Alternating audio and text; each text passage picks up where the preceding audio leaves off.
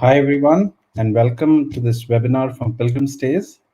As you may be aware, Pilgrim Stays is focused on Christian art, history, culture, and experiences.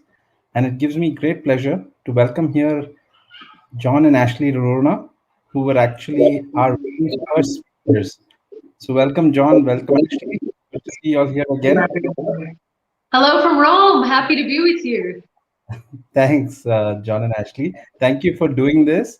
And as I was just mentioning, John and Ashley were actually our very first speakers. They were there at the very beginning of the lockdown and the first Pilgrim Stays webinar just post the lockdown.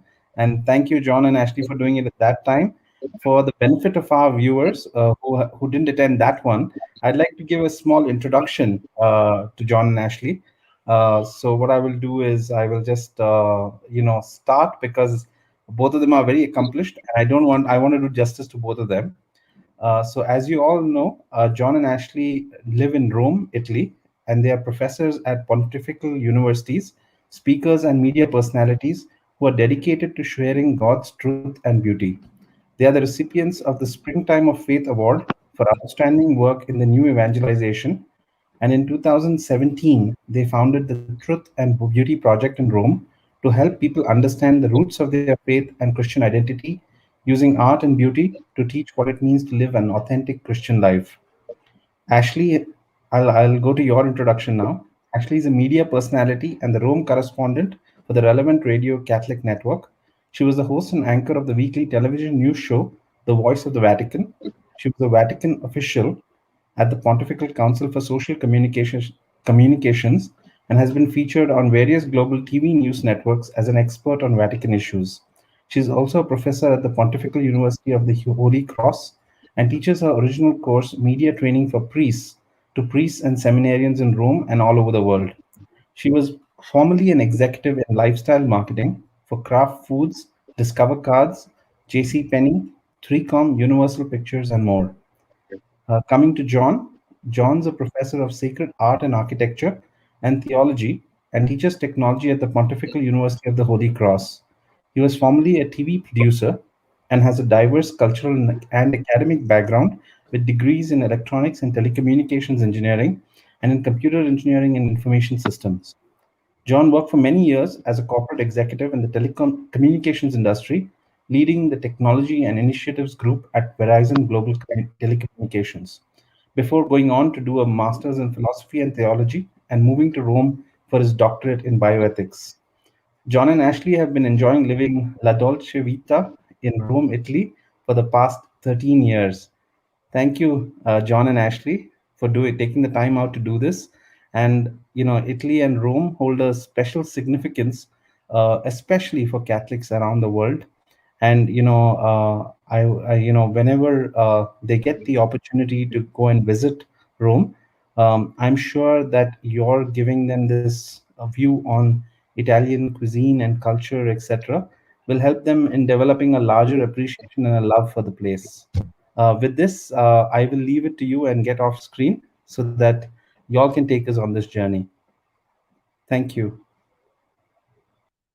Well, Roshan, thank you so much. Or as we say, grazie a te. And also, I have to give you compliments on your Italian, La Dolce Vita. You said that so nicely. Yes.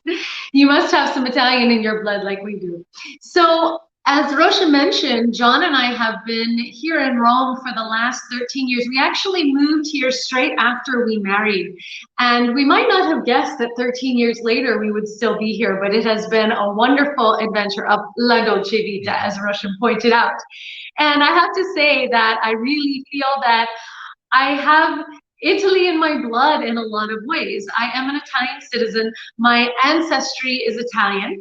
In fact, my maiden name before I married John and became a Noronha, my maiden name was Puglia, which is actually a region in the heel of the boot. And my great-grandparents on the paternal side, the Puglias, they came from Sicily. And then on the maternal side, the D'Alessandros, they came from Molise, and this is in the early 1900s.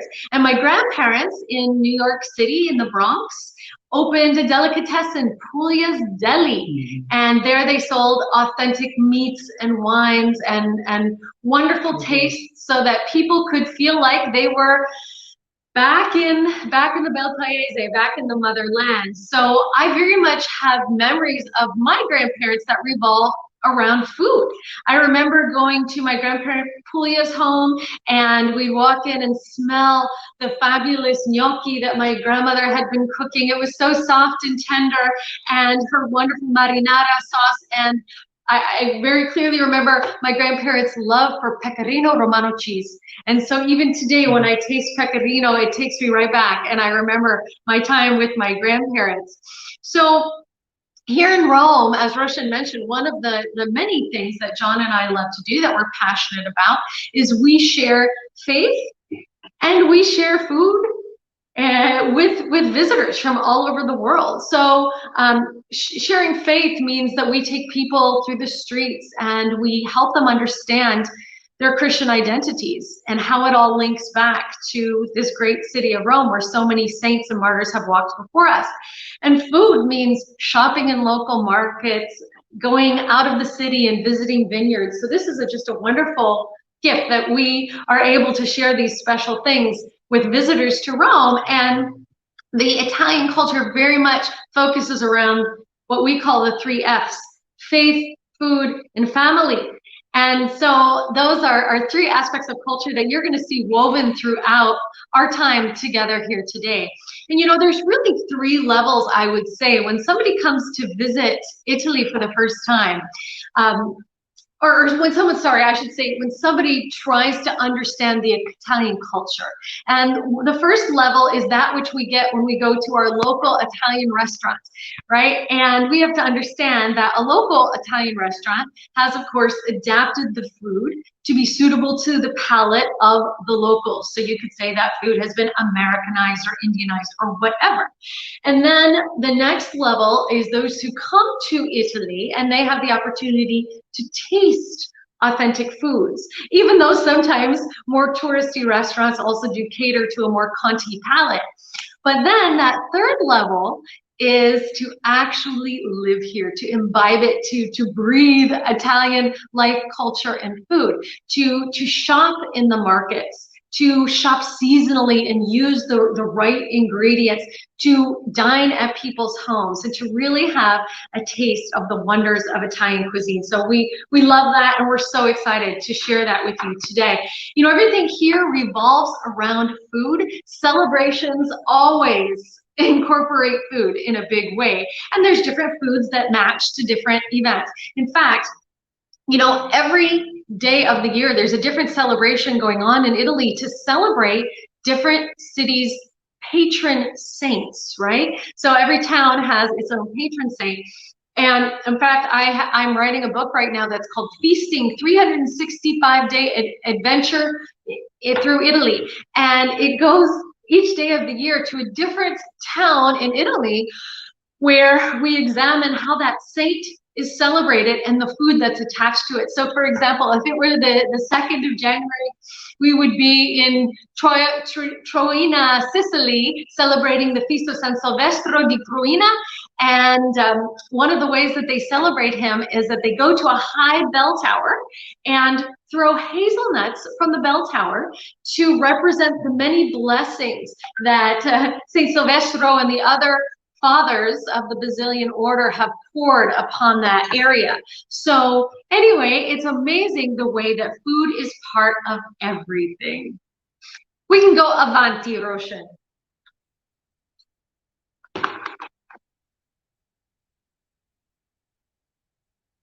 Great. So now we see that food is a place where families bond. Well, just as in India, where family is so much an integral part of the culture, here too in Italy, it's all about, so Ashley mentioned the 3 F's: family, faith, and food. And so to understand the importance of food in Italian culture, I mean, it's part of everything. Even if you want to do business, and let's say you call someone and say, I have this idea. They would say, all right, let's talk about it. Let's meet at a bar. And here a bar is a cafe, a coffee bar. And so you have to meet at the bar, and then they get a sense for you. Otherwise, you meet for lunch or a dinner. So if you happen to be one of those on a very special diet, well, let's say you won't get too far in the business culture here in Italy because it's so much an integral part of everything they do. Well, the next is faith, the aspect of faith. So back in the days, pretty much every Italian family would have a priest, at least one or more priests and monsignors in the family. And so as part of the food ritual, they would also talk about the feast of the day. So take, for example, today's the Good Shepherd Sunday. And so it's not only Good Shepherd Sunday, where they would talk about the importance of the shepherd, but also the sheep who is taken care of by the shepherd. And so in many villages, there's a special tradition today where they have anything other than lamb or mutton. So no sheep, what's a baby sheep called? No kids or lambs. So they may have a lamb or sheep tomorrow or the day after, but today, no sheep. And they would tie it into something that's presently relevant. So for example, we are going through the Corona pandemic, and Corona in Italian means crown. So maybe you would give them a lesson on how even through this time of the Corona virus, we think about the crown of thorns and how we can, through our sufferings and inconveniences, have a small way to participate in the passion and the sufferings of Christ. And so at every meal, it was an opportunity to talk about some aspect of the faith. So family, food, and faith always went together. Exactly. And even the Italian culture is crafted in such a way as to encourage this type of bonding over a meal, because in the afternoons, we have what is called the time of riposo, the time of rest. And so this is when businesses close down, usually from approximately noon to approximately 4, somewhere within that. And that it invites people to then go home, to be with their families, to have that sacred bonding meal together. But it's not like the Spanish siesta where they have a nap. It's just to hang out with friends and family and enjoy a slow-paced afternoon. Yes, yes. Okay, avanti. 7, the number of perfection. Well, so the difference between, let's say, the Indian or the American style meal and the Italians is that in the Indian or American, everything is served at one time. So we recently went to a meal where there were about 15 different dishes. And so you just don't even know what to attack first. Well, for the Italians, it's normally served course by course. And so the full course Italian meal would be 7 courses. And so in a nutshell, it would begin with an aperitivo, then the antipasto, and very often, especially during the cold season, they would also include a zuppa, a soup. And then they would go into their primo, their first plate, which is normally one of the pastas. Then they have the secondo, which is the meat along with the vegetable, followed by the insalata, the salad, followed by the dolce, the dessert, a cafe, coffee, and then finally the digestivo.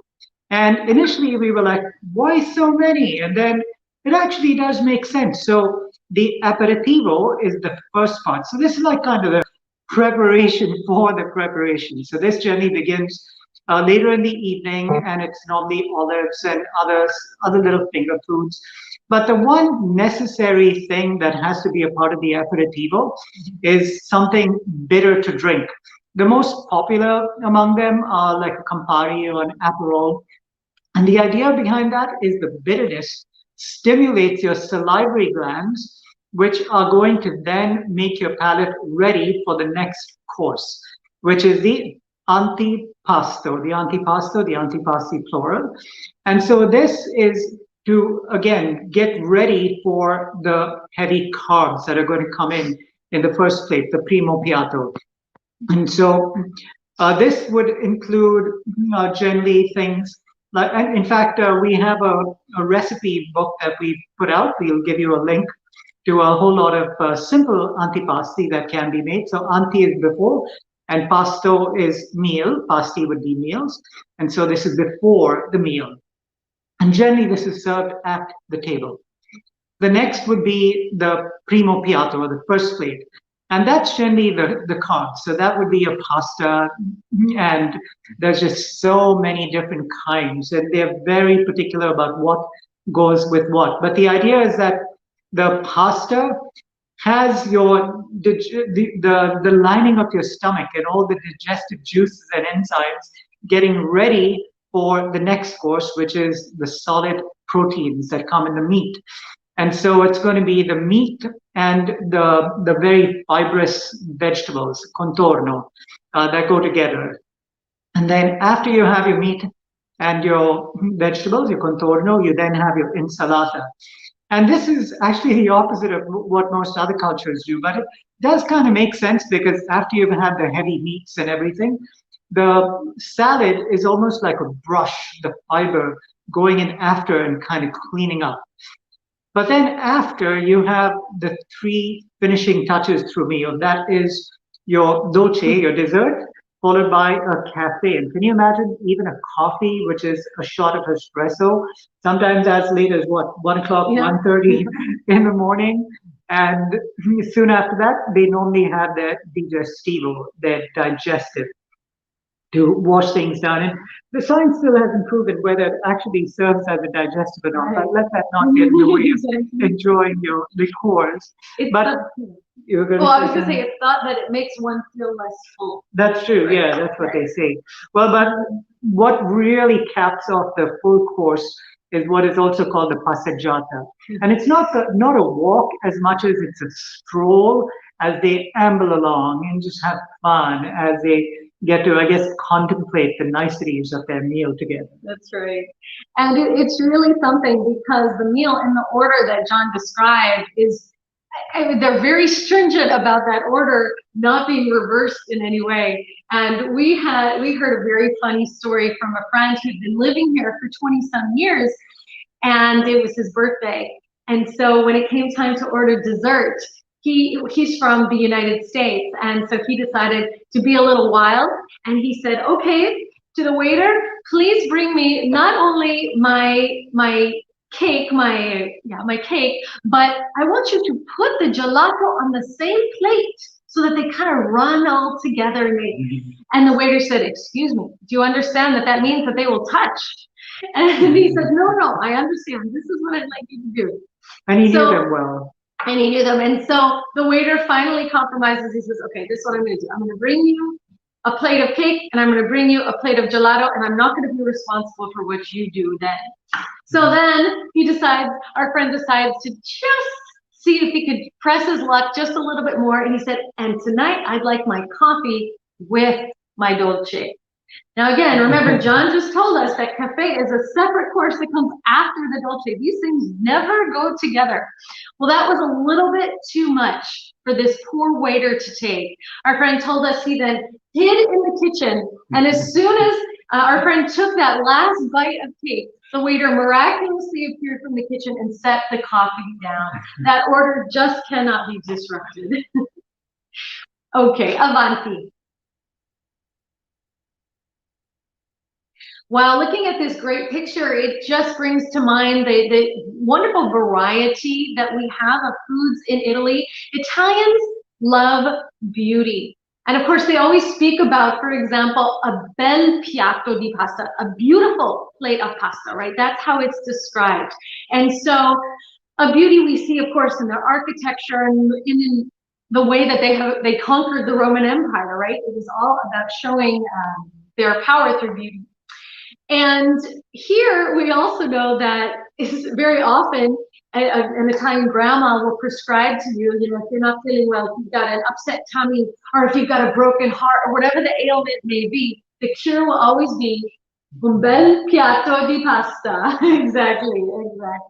So Italians are artists of food. You see it in the colors, you see it in the pairings of flavors. Interesting to know too that over the last year, as more and more people are home, a demand for authentic Italian ingredients has gone up, and exports of Italian foods have increased by 13%. Avanti.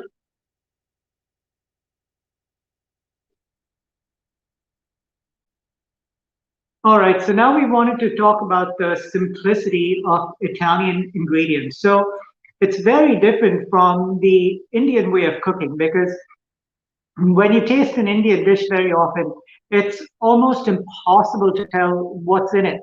And so that's why when especially the ladies get recipes from the other, they're always wondering what's missing, what's that secret ingredient missing. And the Italian recipes are very simple.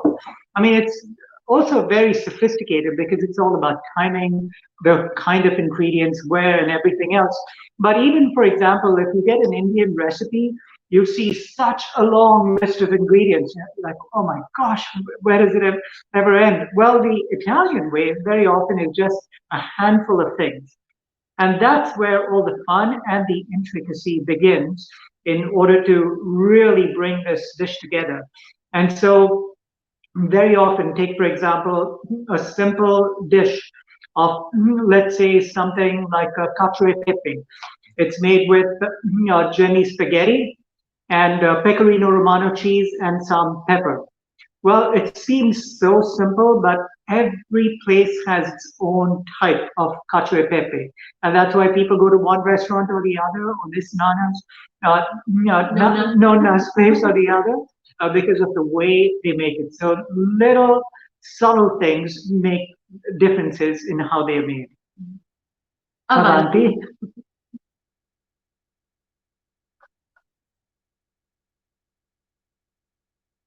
So here we get to see some ingredients, and the Italians are so particular. So we like to go to the local markets, and it's amazing to see how they will pick and choose everything, look at it from every angle.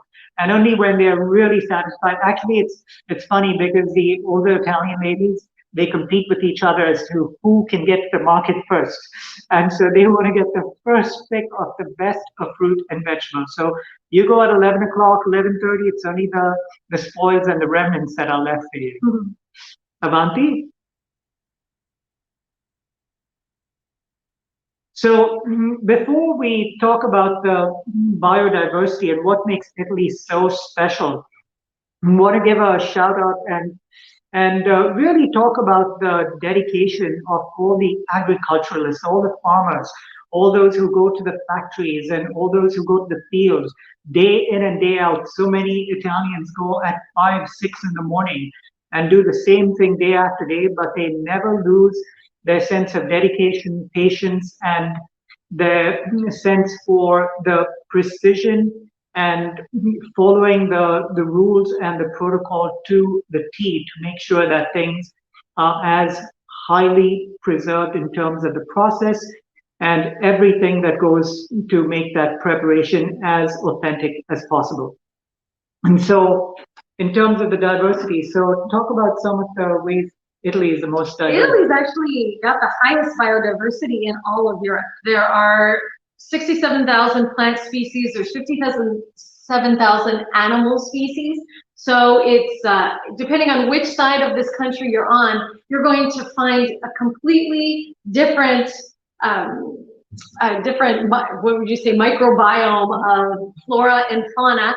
And as a result of that, people eat differently in different parts of the country, whether they're by the mountains, whether they're by the sea, whatever it may be. When here in Rome, for example, if we drive about half hour to the west, we get to the sea, and there's so many things that depend on the sea breeze. And then you drive about 45 minutes to an hour, you get to the mountains and everything in between, the valleys, the volcanic regions, you go all the way up to the north, you get the Alps and everything, the pines in that area. And so each of these different topographical elements serve to make Italy as diverse as it is. Avanti. Indeed, local produce is key, and Italians are very particular about that.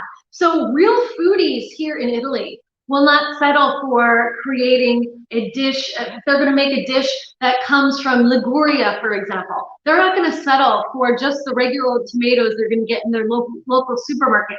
They actually are going to make it with tomatoes that come from Liguria in order to make it all the more authentic.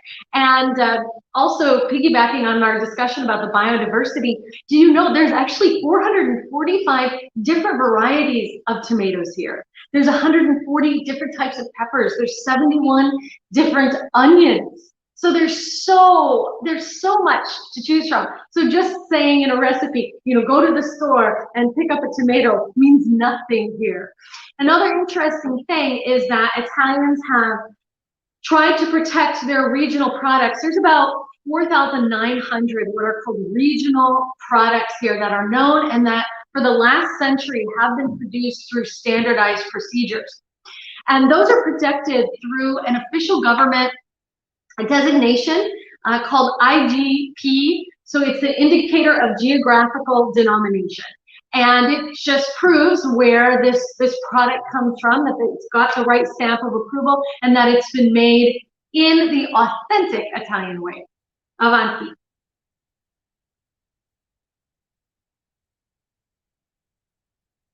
So now there are exceptions. So there are certain things that you don't have to. So to really get the most authentic Italian food, so often we travel and people ask us, "Oh, could you make us a typical Italian dish?" And the reality is that we can't, because you can't get the ingredients to make them as we do here in Italy.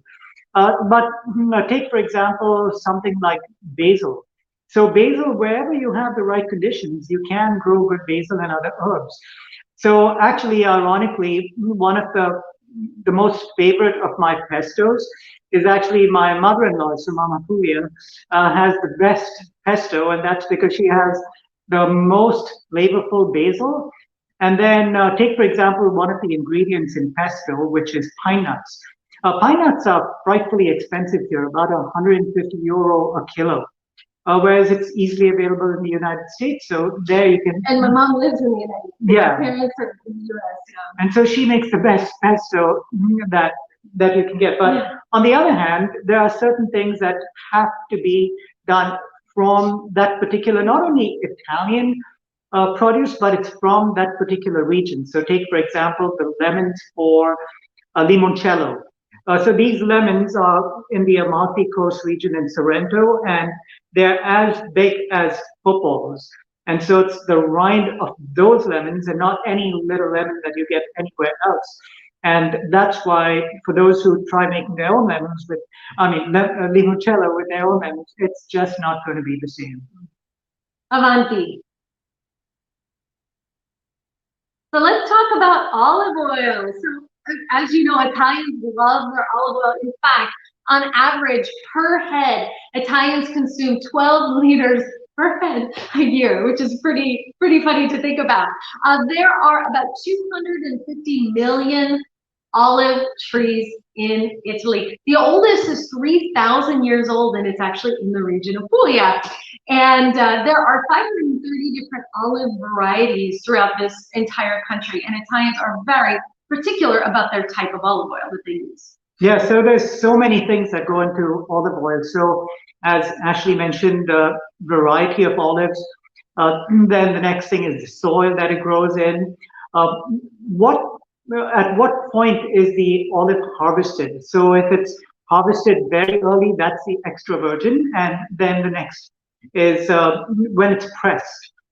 So is it the first press, the second press, the third press? So each decreases in its, you can say, virginity.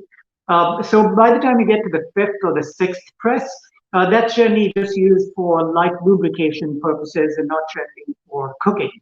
And so olive oil, the texture, the taste, the kind of bottle it's stored in, so many things go into making one kind of olive oil different from another. And very often we find in supermarkets, a family that's so used to their particular brand of olives could see another brand even 50% off, but they will still go for that particular brand because that's what makes everything taste exactly the way they would like to. That's right. John and I had an experience when we first moved to Rome. We were out to dinner with an American couple, and we were doing something that Italians don't do, which was to dip the delicious fresh bread into some of this wonderful extra virgin olive oil that the restaurant had served. Of course, in the United States, where I'm from, this is something that people do at restaurants. They don't do it in Italy. And so here we're dipping it, and it was so delicious. And John turned to the waiter and he said, could we please have some Parmigiano Reggiano to just sprinkle over top of this to make this absolutely perfect? And he says, yes, sir. And then he turned around and then immediately turned back around on his heel. And he said, can I ask why? So, it was like he couldn't even imagine the idea of diluting this perfect olive oil with cheese, or vice versa, right? Of putting the cheese into that. Yes, so we've learned the ways since then, haven't we? Avanti. Balsamico, yes. So the famous Aceto Balsamico di Modena is the balsamic that most people know around the world. Now this is made from grape must. There are 7 different types of grapes that are allowed for the grape must for Modena Balsamico. So for Trebbiano grapes, for example, Lambrusco, for example. Then they add a minimum of 10% of vinegar, and then some 10-year aged wine. And it's aged then for a minimum of 12 years.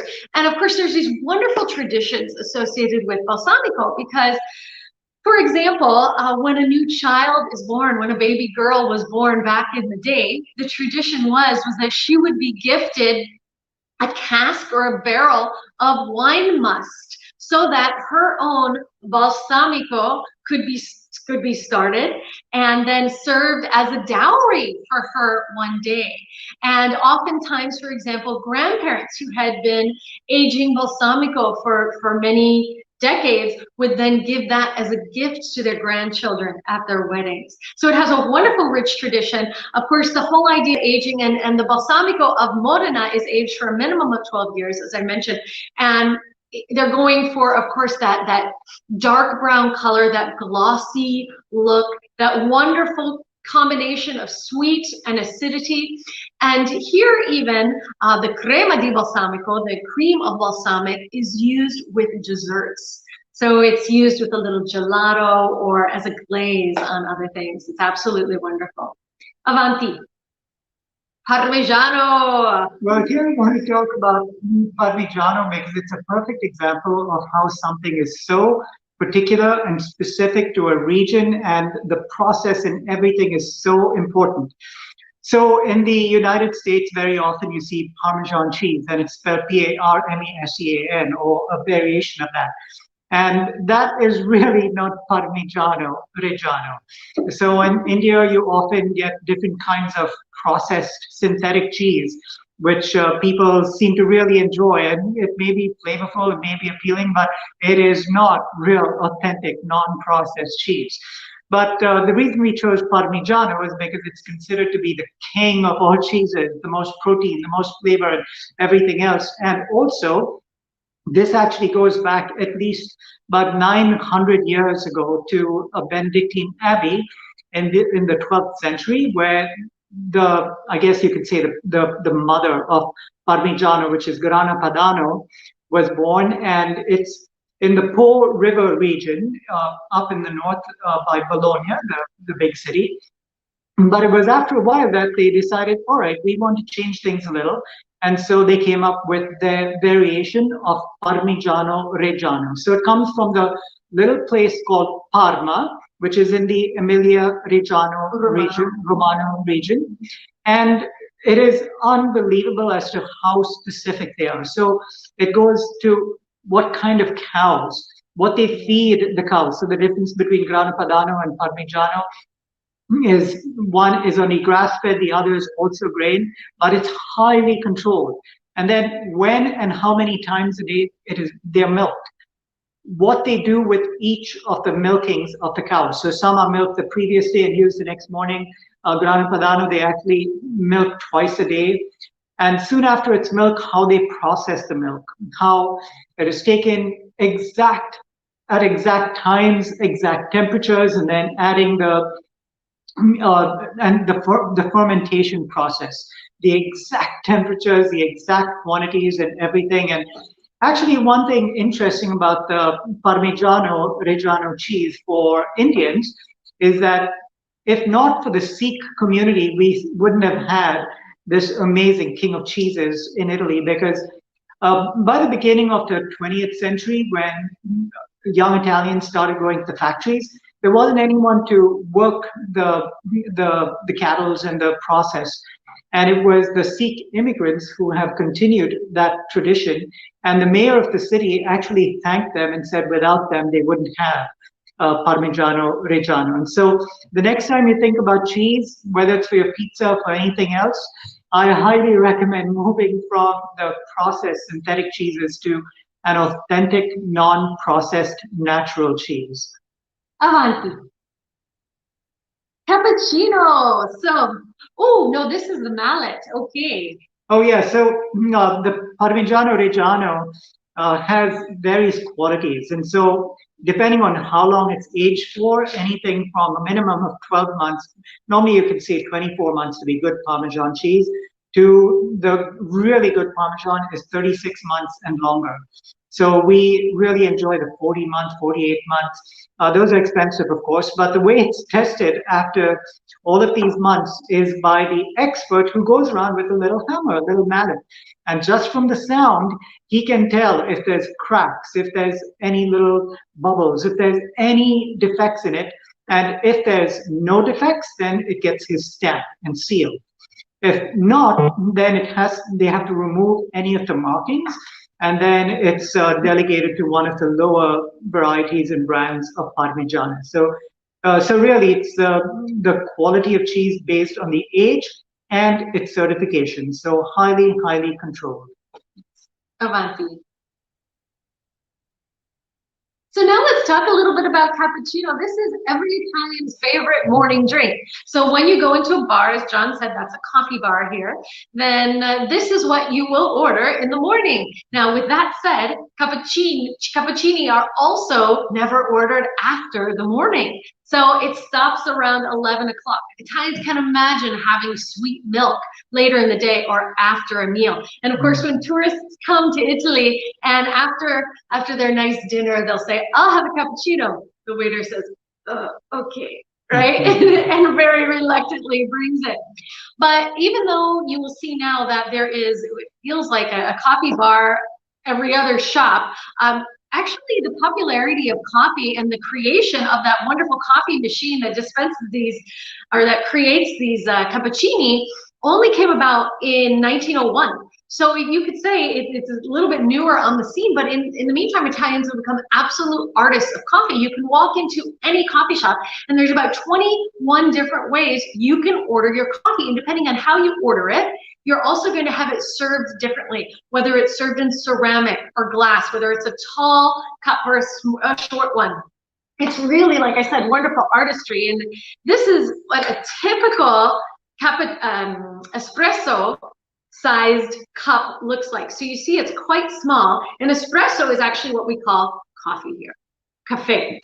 And if you're going to make it at home, you're going to make it in one of these. It's called a mocha.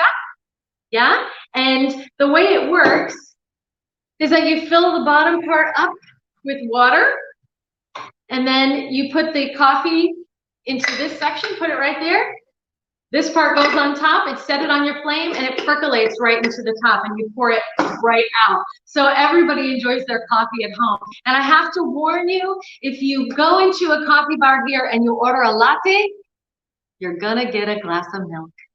That's because latte means milk. It has nothing to do with coffee. Avanti.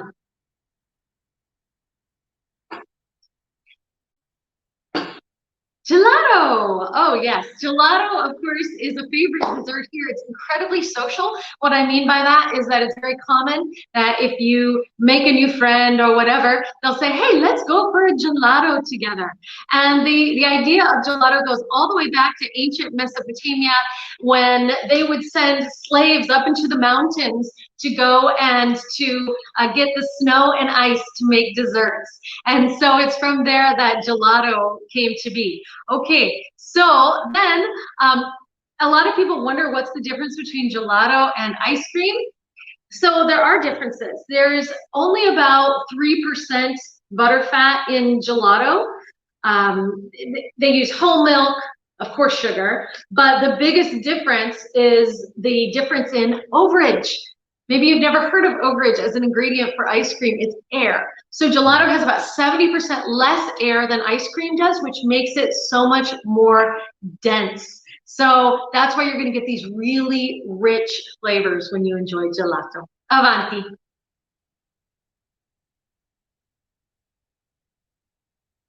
Pizza. I think the pizza is before. Yeah. Well, so this is something that, again, it's a three-level experience, I guess, of understanding authentic Italian pizza. The first is having pizza in your own local part of the world. So, for example, Americans think authentic Italian pizza is what they would get at a Pizza Hut or one of the chains. Or you go to an Italian restaurant, you get the pizza and you think it's the best. The same with I remember as a kid going to Casa Piccola and getting Indian pizza, and the toppings are wonderful. But then you realize after living here for a while that for the Italians, it's actually more about the pizza base than it is about the toppings. So much goes into the pizza base, and that's why very often when people get a pizza, whether it's from a Costco's or a Sam's Club, or make a pizza with one of these ready-made pizza bases, well, that would be the worst possible sacrilege for an Italian as far as pizza is concerned. So what goes into making a pizza base or a pizza crust? So it's essentially just flour, water, salt, and yeast. But how these four ingredients come together and how long it takes and in what manner, that's what makes all the difference. So in some cases, not only the proportions, but also after it's all kneaded, they have to set it aside. And again, it depends out at room temperature or in the fridge at a controlled setting for as long as 48 to 70 hours. A pizzeria, our friends down the street, set it aside for 70 hours. So essentially, that's when the yeast is going to kind of consume all the sugars. And so it's a combination of the protein and gluten that determine how sticky it is or how much it retains its form. And a true pizza baker knows exactly when it's the right time to start stretching it, because when it's really perfect in its form, you can poke your finger through it and the whole will retain its form, but it can also be stretched at the same time. And so a lot goes into that pizza base to make it what it is. And the other thing is most Americans think that a good pizza should be smothered with about half an inch of cheese over it. Well, that's not what the Italians do over here. So again, so living here and having the authentic Italian pizza is a totally different experience. And to give you a little about the background of pizza, actually it dates back to the 1700s in Naples, and it was considered street food. And of course, the more distinguished of society thought that it was vulgar and disgusting. And it really stayed popular only within the Naples area until the early 1900s, when there was a mass immigration from Italy to the United States. And so there, the Neapolitan people began baking pizzas. And of course, the craze went from there. Avanti. Frascati. This slide talks about Frascati as the home of fine wines. And actually, 18% of the world's production of wine happens right here in Italy. There's about 100 million acres of agricultural land in Italy that's set aside for wine production. And Frascati, which is mentioned here, is an area that is only about 20 kilometers from Rome itself, but it is a volcanic area. So the grapes that are produced there have a very distinct, very mineralized taste. And the whole area of South Italy was once called by the Etruscans, they used to call it Enotria, which meant little wine country. And there are about 513 different wine varieties in Italy. So that's a huge number. To give you an idea of how big that is, in France, they only have 278. Yeah. Italy also holds a world record for the largest number of natural grape varieties. Imagine 1,200 different grape varieties. Avanti. Here we see a beautiful vineyard. These are the ones that John and I like to visit, especially with our guests. And this is Frascati itself. Avanti.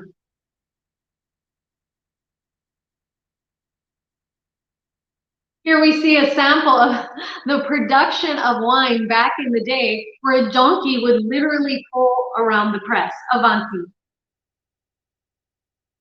And then in the Middle Ages, we see the advancements taking place. A little bit more of and then now we see the barrels that demonstrate the wonderful aging process of wine. Avanti. One of our favorite wines is one that's called SSS. And we have a bottle right here to show you. And it's got a fabulous history.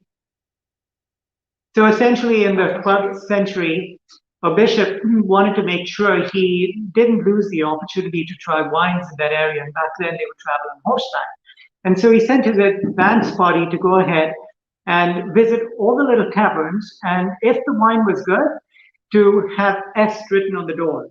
And so he arrived at this one tavern and he saw S, S, S. And so he realized that it is so good. And so this, that's where it gets its name from. And it's one of those that's not too fruity, not too sweet, but not not too dry either. So it's neither strong nor light. It's just one of those right in the middle, and we really enjoy this. And this also comes from the Castelli Romani region, which is where Frascati is located. Avanti. And now we finish with a salute to you with a little toast. John is pouring us some limoncello to toast to you. And of course, limoncello has become more and more famous. It comes from the Amalfi, from lemons grown in the Amalfi coast. The towns of Amalfi, Sorrento, and Capri have this little bit of an ongoing competition about from where authentic limoncello actually originated. But the first recording we know for sure of limoncello goes back to a hotelier in Capri who would serve it to her guests. And this is only in the early 20th century, so not that long ago. But what happens in that area is the growth of what are called the sfusato lemons, which means spindle, and it's talking about their shape, and they have this kind of elongated shape and with tapered ends, and these are thought to be the highest quality lemons that produce the best limoncello. And the other thing about limoncello, it cannot have any artificial flavors or colors. So with that, we wish we could be toasting with you all. I actually wore my lemon scarf just for you all today, but we say to you, salute from Roma. Salute. Salute. Salute, John and Ashley. Thank you. We have a few other slides, John and Ashley. So would you want to continue down, complete them, or would you like to take some questions? We're fine to take questions. We can, yeah. Mm-hmm. Yeah, because I think we've given quite a bit of material. So if there's any questions, yes, we'll be happy to take them. What I would suggest is everyone who's tuning in, please feel free to ask any questions, etc. On the comments box of Facebook and or YouTube, whichever one you are viewing on. And until I get a few questions coming in, I would like to ask John and Ashley to just share a little bit about life in Rome, because and life in Italy, because it's a fascinating place. I mean, me and my family also enjoy visiting whenever possible. And give us a few of the things that like I know that we saw the we saw a very nice and very clean photograph of Italian produce, but what sometimes you also enjoy is going into the Italian, what they call, I think, salumerias, so are the meat shops. Yes, those are wonderful. Yeah, and while we are about to talk about that, if you can just rewind the slide back to one of those meats, so we can share a little about that. Oh, you mean back at the beginning? Yeah. Yeah, that'd be great. Because it's another thing about how, yes, this is a wonderful visual to have. So, do you want to say anything specific, or should I talk No, about the go for it. prosciutto? Yeah.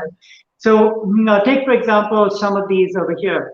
So the prosciutto. So one of the most popular of the prosciuttos. It's you can get prosciutto, which is both cotto, cooked, or raw, crudo. And just to talk about the prosciutto di Parma from the Parma region. So it's interesting that when the Parmigiano Reggiano cheese is made, the way that drains out when they separate the the milk once it breaks with different straining processes, the whey is then fed to the pig farms that also are supposed to have only these particular pigs that are going to be a little sweeter because of the way of the those particular cows' milk that they drink. And then Oh, because of the height, the elevation, and also the acidity of the soil, uh, those pigs are then, it's amazing because when you get the the prosciutto on the seal, you can actually tell which lot of which pig that was how old in which stall that it came from. And so once the so the prosciutto comes only from the full hind leg of the pig, and then it is cured by salting. Then they set it aside. Then it has to be salted again. But then, just to give you one little interesting information bit, is that they will then have them hanging in these storage areas under very specific controlled environment, pressure, temperature, and everything. But they keep the windows and everything open because in that region, they have, so one of the essential ingredients of the prosciutto di Parma is air. And so it's this mountain air, and it's the air that blows through the pines. And they have this expert who will smell the air to tell them if it's piney enough for the prosciutto to be well seasoned with that air. So just as the prosciutto has this very particular way of being cured and everything, each of these cheeses, each of these meats has a very specific way, and each of these to determine their quality and their authenticity will have a seal or a stamp telling us where it comes from, what the quality is, and everything. But it's all and different parts of the pig and all different ways they are done. And then when they slice them, they are so thin and so fine.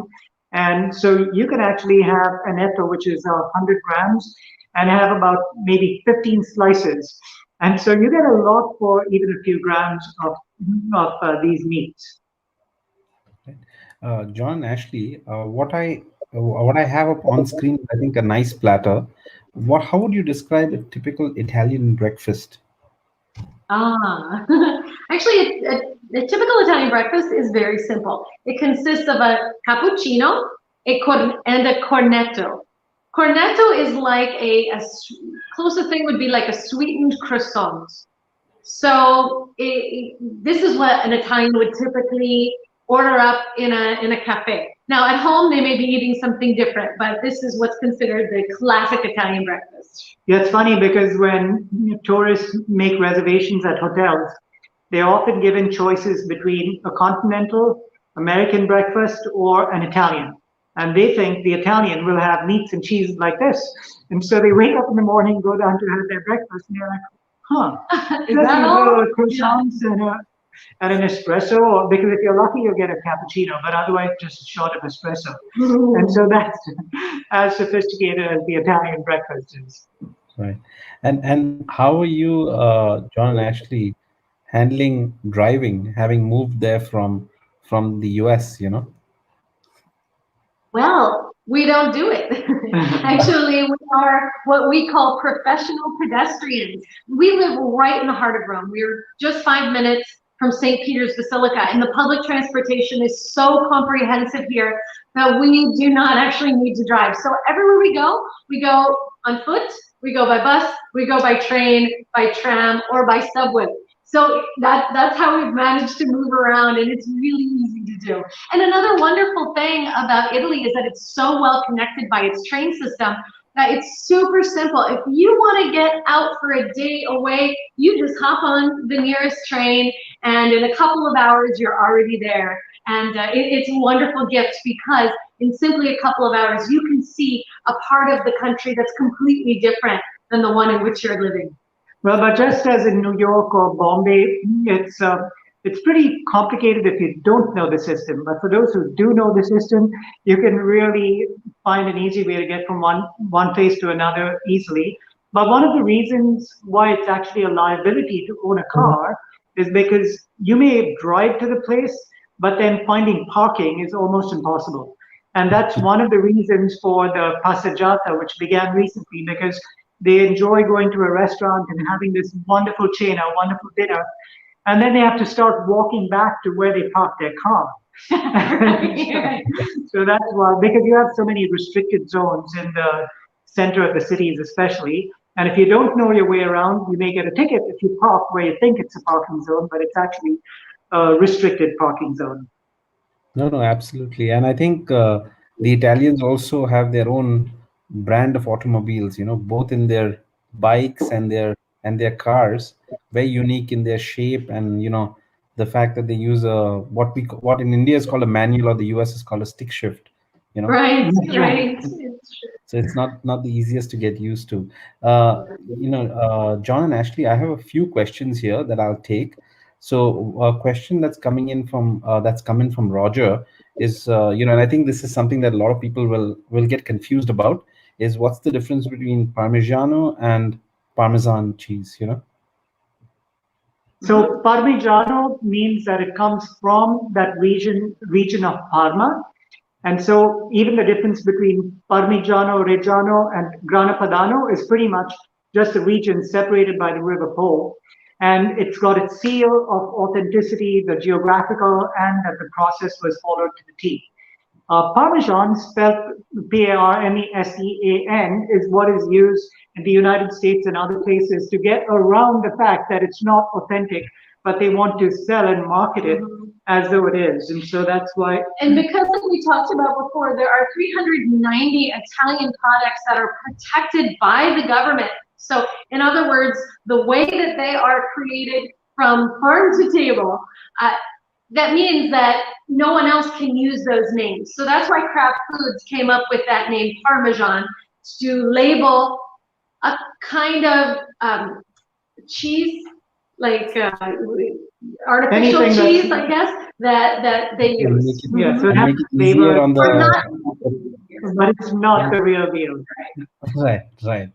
And John and Ashley, this other question here is on COVID, and obviously that's on everyone's mind who's wanting to travel.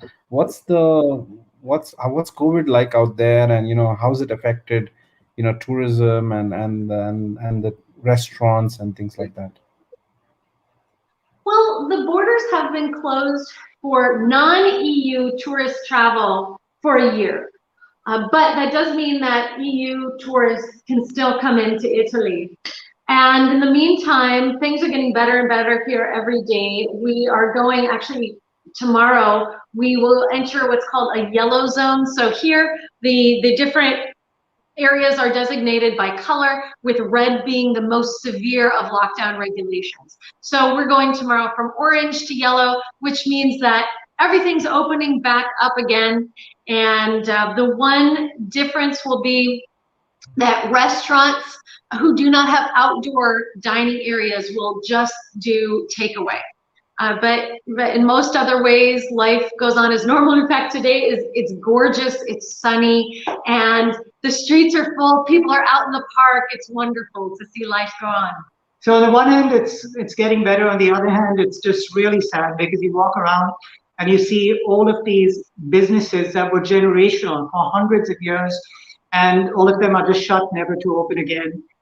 You see people in supermarkets going up to the cashier after waiting for so long, and then having to leave their cart because their credit cards have been maxed out. So, for example, in our case, for over a year, our work and our income has stopped because of this. So people are really struggling economically. But the good news is that the churches have been open since last June, so we can still go to mass in person. And that's really something we appreciate so much after the initial phase, in addition to the other restrictions, not being able to go to church, not being able to receive the Eucharist. So at least now we are beginning to be thankful for small mercies. And what we're trying to do is find the positives, find the joy, find the little things that we can actually use to brighten up our own little corners and then spread this ripple effect so that instead of looking within and feeling sorry for ourselves, we look outward and ask ourselves how we can make our own lives better, how we can make the lives of others better. And so that's what we are trying to do in our own little way over here. Right. Thanks, John and Ashley. I've got two last questions which I'll take because I think they're interesting in their construct. One is, what would you suggest for an Indian arriving in Rome? What's the introductory meal that they should have? All right, so this is a trick question because on the one hand, you have the Indians who come here thinking they're so sophisticated, they want to have authentic Italian food and everything. And they don't realize that they do not have an Italian palate.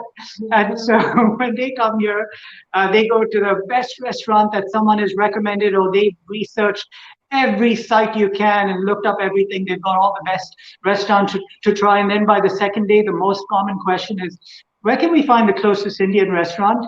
And so, and so it's really funny because we tell people, if your palate is suited to a certain kind of food, then enjoy Indian Italian. But when you come to another country, at least try the local cuisine. But like I said, it's not as appealing because sometimes Indians have this sense of, oh, it's going to be so flavorful, but takes some of the Italian pastas. So you can get a pasta which is just with pomodoro e basilico, so just with tomato and basil, and that's it.